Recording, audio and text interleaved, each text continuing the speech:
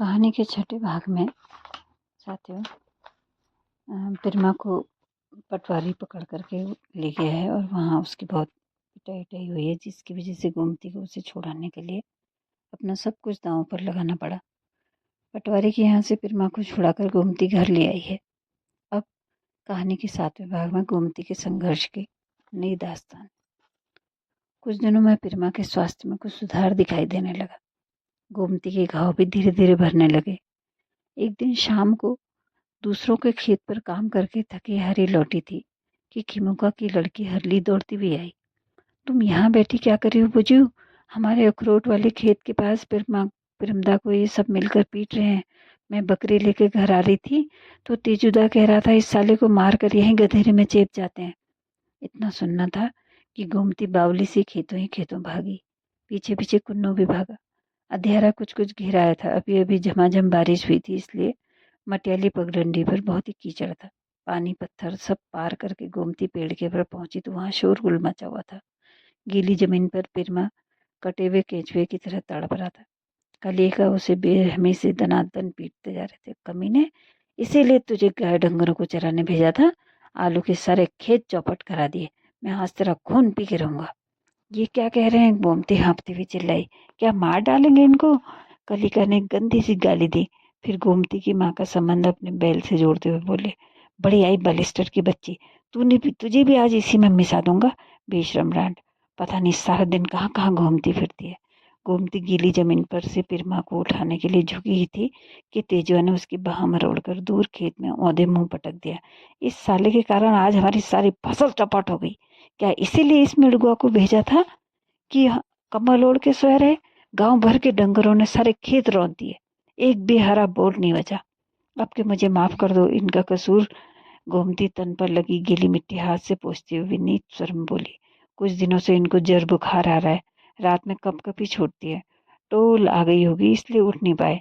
आपके खेतों का जितना नुकसान है पाई पाई भर दूंगी, चाहे दूसरे के खेतों में चाकरी करनी पड़े। बयान धोरा देवता की कसम खा के कहती हूँ। ये नंगी रात चुका देगी हमारा नुकसान। मुंह चलाते हुए तेजराम बोला, ससुरी तू परे हटती है या इसी में तुझे भी मिशा दूं? उसने जमीन पर लेटे पिरमा की पीठ पर एक ठोकर जमाई कि वो ओ इजा कहता हुआ जोर से चीख पड़ा। हला, ओ गाँव वालों, कोई सुनते हो? इन लोगों ने हमें जान से मार डाला। गांव वालों को आवाज देने के लिए गोमती करुण चित्कार कर ही रही थी कि सामने रास्ते पर टॉर्च का जैसा प्रकाश दिखाई दिया। क्या हुआ, क्या हुआ? एक आदमी दौड़ता हुआ शोरगुल की तरफ को आया। आवाज से किसी ने नहीं पहचाना, पर पास आने पर टॉर्च के उजारे में देखा देवराम है, पिरमा का छोटा भाई। मिलिट्री की वर्दी पहने हुए अचरज से खड़ा देख रहा है। जो जहां पर जैसा खड़ा था वैसा ही खड़ा रह गया। पाँव के पास पिरमा घुटनों में मुंह छिपाए कीचड़ में डूबा था। कलिका के हाथ में लाठी थी और हाथ में ही रह गई। तेजराम भीगा फटा हुआ जूता उठाए हुए खड़ा था। क्यों, क्या हुआ बुझू? गोमती भाभी की ओर जैसे ही देवराम ने देखा, गोमती दहाड़ मार के रो पड़ी। देवर जी, यही नरक भोग रहे हम जब से तुम लाम पर गए हो। भाभी का आर्तनाद सुनकर देवराम का दिल दहल उठा। क्षण भर में सारी स्थिति ताड़ कर बोला, क्या बात है काका, क्यों पीट रहे हो इन्हें? उसने भ्रकुटी चढ़ाते हुए कहा, धर्म कर्म वाले बनते हो, मोछों के बाल सफेद हो गए, पर थोड़ी सी भी लाज नहीं। इस बेचारे पागल को क्यों बेरहमी से पीट रहे हो? मैं पूछता हूँ, क्यों पीट रहे हो? तुम्हें क्या पता, इसने हमारे सारे खेत आज चौपट कर दिए। तेजराम बाप का पक्ष लेने के लिए हुमक कर आया ही था कि देवराम ने कॉलर के पास से उसका फटा कोट मुट्ठी में भींचकर झटके से खींचा और मिलिट्री के सधे हुए हाथ से कस कर एक झापड़ लगाया कि वह लफेती की तरह लौटता हुआ मडवे के खेत में गिरा। काका, बाप के मर के हो, बाप की तरह माना है तुमको, नहीं तो आज टुकड़े टुकड़े करके खेत में बिखेर देता। देवराम गुस्सा पी के बोला, चलो भाभी घर। जमीन पर गिरे भाई का हाथ पकड़कर उसने उठाया तो देखा अभी तक भी वो भय से थर थर कांप रहा है। हाथों पर, पांव पर, मुंह पर खून के साथ तमाम कीचड़ी कीचड़ सना है, पहचाना तक नहीं जा रहा। बैग से मिलिट्री का खाकी रंग का धुला हुआ झाड़ू निकाला और छुल्दा का मुंह साफ किया। उसका हाथ थामकर चौबटिया पे आया ही था कि नाशपाती के पेड़ के नीचे छनमन जैसी हुई, जैसे खरगोश भागो। देवराम ने उधर टॉर्च लगाई थी कि गोमती बोली, हमारा कुनमा होगा। पेड़ की आड़ में भयभीत मेमने की तरह दुबका कुन्नू बाहर आया। क्यों, हला, छिपा क्यों था रे? वो कुछ बोल नहीं पाए तो गोमती ने कहा, मारपीट देखकर डर गया होगा। एक दिन तो सारी रात प्याल के ढेर में ही दुबका रहा। देवराम ने लपक कर उसे पकड़ा और गोदी में उठा लिया। कलफ लगे कपड़ों पर कीचड़ के दाग पड़ गए थे, पर उसने ध्यान नहीं दिया। झीनी झोपड़ी, तुम्बी भर अनाज, टूटे फूटे 2-4 बर्तन, रस्सी पर टंगे हुए कुछ चीथड़े।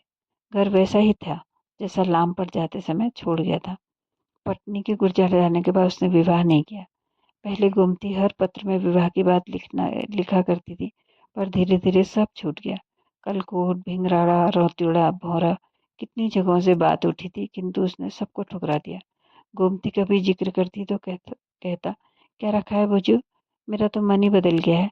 लाम की जिंदगी का क्या भरोसा, मैं मोर्चे पे भटकता रहूंगा और यहाँ उसकी कोई देख रेख नहीं होगी। सुंदर काके घर का क्या हुआ, काके एक ही साल में दूसरे के घर में बैठ गई थी। हाँ हो तो क्या लाम वाले ब्याह नहीं करते, करते क्यों नहीं, सब अपनी अपनी समझ है। यूँ भली लड़की मिल जाए तो मैं मना नहीं करूंगा, पर मुझे पता है जैसी मैं चाहता हूँ मिलने से रही। वो शरारत से हंस पड़ता। इस बार गोमती के मैके की एक लड़की का जिक्र आया था। भली सयानी नहाने धोने वाली लड़की थी, घर का काम काज जानती थी। गोमती सोचती थी कि परमेश्वर की कृपा से बच बचा के आ जाए तो वो पाँव उलझा देगी, यानी कि उसकी शादी कर देगी। भोजन के समय गोमती ने बात छिड़ी तो बड़ी अनिच्छा से देवराम बोला, ये सब देखकर मन बदल गया है बुझू। आप लोगों की हालत में सुधार नहीं आ रहा है, उस पर एक नए प्राणी को लेकर क्या होगा। देवराम चुपचाप करने की के गरम फुलके सलासल निकलता रहा। उसे पता था घर में कुछ भी नहीं था।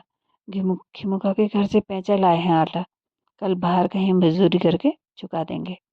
थूकदार जी उससे चिट्ठी लिखवाई थी, मिली नहीं लला। ना भुजियो, देवराम ने उत्तर दिया। मुद्दत से आप लोगों की कोई कुशल बात नहीं मिली थी, इसलिए फिक्र हो रही थी। सोच रहा था ठुल्दा कहीं बीमार तो नहीं है। कुछ सोचता हुआ देवराम बोला, अब क्या हाल है ठुल्दा के, देख तो रहे हो। गोमती ने गहरी सांस ली। गुमसुम से बैठे रहते हैं मिर्गुए की तरह, जहाँ बैठा दिया। न खाने की सूद न पीने की, गांजा अत्तर की दम लगा ली, फिर दिन दुनिया की कोई फिक्र ही नहीं। इसका फायदा तुम्हारे काका लोग उठा रहे हैं। रात भर आलू के खेतों की रखवाली करवाते हैं, दिन में गाय डंगरों को चराने जंगल भेज देते हैं।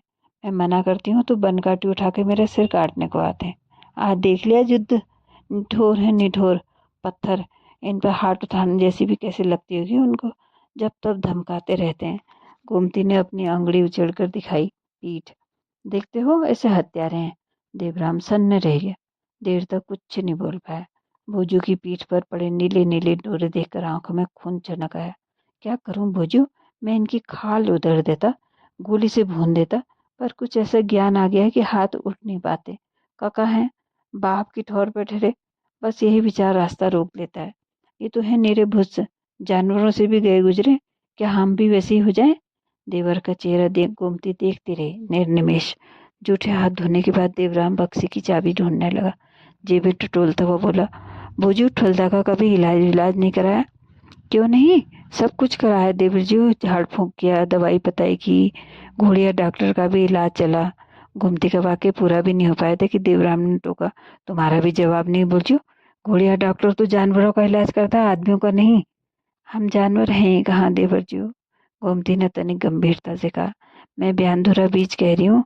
घोड़िया की डॉक्टर की दवाई से ही इनको कुछ आराम हुआ था। तुम्हारे काका से देखा नहीं गया तो उनके साथ मेरे किस्से गढ़ने शुरू कर दिए। बदनामी के डर से बेचारा अब इधर फटकता तक नहीं। जात से बामन है ना, उस पर टाल लगाने लग गए। देवराम चाबी न मिल पाने के कारण परेशान हो रहा था, अतः गोमती ने सुबह उजेले में ढूंढ लेने का सुझाव दिया। चूल्हे की आग भी अब धीमी थी, इसलिए उस गुप्त अंधेरे में कुछ सूझ नहीं रहा था। बच्चे के हाथ में कुछ मिठाई तो रख दो। पैंट की पिछली जेब में पीतल की पीली चाबी मिली गई तो वो झटपट ताला खोलने लगा।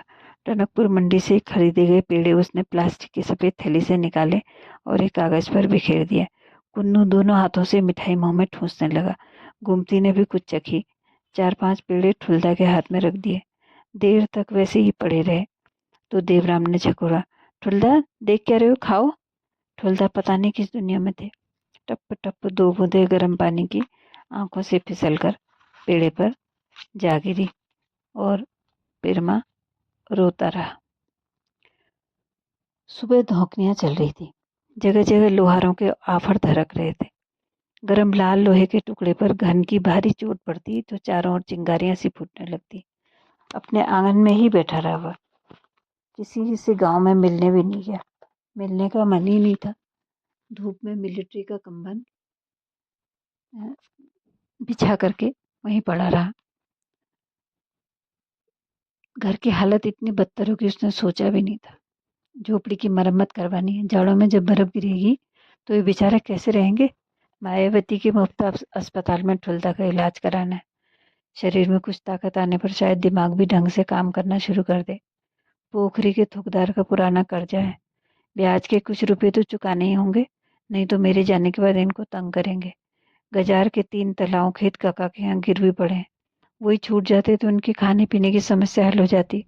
दूसरों के खेतों पर कब तक काम करेंगे। पटवारी को भी लंबे हाथ से लेना पड़ेगा। आगे फिर ऐसा वैसा किया तो अपनी रेजिमेंट से लोहाघाट के डिप्टी कलेक्टर को शिकायत की चिट्ठी लिखवाऊंगा। काका को भी समझाना होगा कि इन बेचारों पर हाथ न उठाएं। जब घर के हिस्से हो गए, जमीन बढ़ गई, तो फिर इनको अपनी बेगार में क्यों लगाते हैं। बंटवारे के समय आपने क्या दिया इनको। खाने पकाने के लिए भाड़े बर्तन भी तो दिए नहीं। उसी दिन शाम को देवराम तल्ला कमलेख से एक दूध देने वाली छेली बकरी खरीद लाया। पुनवा बंजर खेतों में चराएगा और 2 मुट्ठी दूध ठुलदा को भी कभी कभी मिल जाएगा। ठुलदा के लिए कुर्ता पैजामा, बोजू के लिए धोती और कुछ कपड़े वो बरेली से ही खरीद लाया था। मेरी बदली अगर अम्बाला कैंट हो गई तो बोजू ठुलदा को वहीं बुलाकर इलाज करा लूंगा, तुम निश्चिंत रहो। पहले की तरह ठुलदा फिर खेतों में काम करेंगे और थोड़ा लोहा मंडी से भिजवा दूंगा। कूट पीस कर बर्तन ही बनाएंगे तो कपड़े लत्ते का गुजारा चल जाएगा। देवराम योजनाएं बना रहा है। अभी उसे घर आए 4-6 दिन ही बीत पाए थे कि एक दिन खेतीकान से डाके आया और एक जरूरी चिट्ठी थमा के चला गया। जल्दी रेजिमेंट में हाजिर हो। धक से बैठा का बैठा रह गया देवराम। देश पर विदेशी आक्रमण का खतरा दिन पर दिन बढ़ता जा रहा था। समाचार पत्र और रेडियो से तरह तरह की खबरें आ रही थी। उसे पता भी नहीं था कि यह स्थिति आ जाएगी। इस बार पूरे 2 महीने की छुट्टी लेके घर आया था। सोचता था सभी नाते बेलों से मिल के आएगा। कहीं भी जान बैठ गया तो शादी से भी इनकार नहीं करेगा। पर अब रेजिमेंट के अलावा उसे कुछ भी नहीं सूझ रहा था। धीरे धीरे सबसे मिलने गया। गांव के दाने से आने से भी कह ही दिया कि इनका ध्यान रखना और कलिका को हाथ मत उठाने देना। कलिका की करतूतों के बारे में पोखरी धूनाघाट की दुकानों में खूब कहाया। सरपंच, ग्राम सभापति, सभी से। सूरज अभी उगा भी नहीं था। चारों ओर घना घना कोहरा छाया हुआ था। बिरमा के कंधे में छोटी सी बक्सी और दरी में लेपटा हुआ हल्का सा बिस्तर था। गोमती नन्हे बच्चे का हाथ थामे देवराम पूरी वर्दी पहने खमाखम आगे चल रहा था। पथरीली संकरी सड़क पर भारी बूटों की रगड़ से कर कर की अजीब सी आवाज आ रही थी। पोखरी से टनकपुर के लिए बस रवाना होने वाली थी, अतः उनको जल्दी थी। बस में जल्दी जल्दी सामान चढ़ाकर देवराम नीचे उतरा। जेब से कुछ रुपए निकालकर गुमसुम से खड़े पिरमा के हाथ में रखता हुआ बोला, ठुल्दा, तुम क्यों हिम्मत हारते हो। ये लोग हाथ उठाते हैं तो तुम भी एक बार कुल्हाड़ी घुमाकर इनको छुलिया नाच दिखा दो ना। तुमको फांसी के तख्ते से मैं छुड़ा के लाऊंगा। आदमी एक ही बार मरता है ठुल्दा। लला, ऐसा ही कर पाते तो आज हमारी ये गत नहीं बनती। तुम चाहो, घर की फिक्र मत करो। जैसा हमारे कर्म में होगा भुगतेंगे। जाते समय तुम अपना जी छोटा मत करो। बस चलने लगी। लपक कर देवराम अपनी सीट पर बैठ गया। उसे महसूस हो रहा था चुशुल के मोर्चे की अपेक्षा शायद घर का मोर्चा ज्यादा कठिन है। बहुत अधिक कठिन। ओझल होता हुआ अपना गांव, अपने खेत, अपने पेड़ पहाड़ को देखता रहा। इस बार पता नहीं क्यों उसे रह रह कर लग रहा था कहीं अपनी जन्मभूमि के यही अंतिम दर्शन तो नहीं है। तो साथियों, आपने अभी ये सातवां अब 7वां हिस्सा सुना है इसका।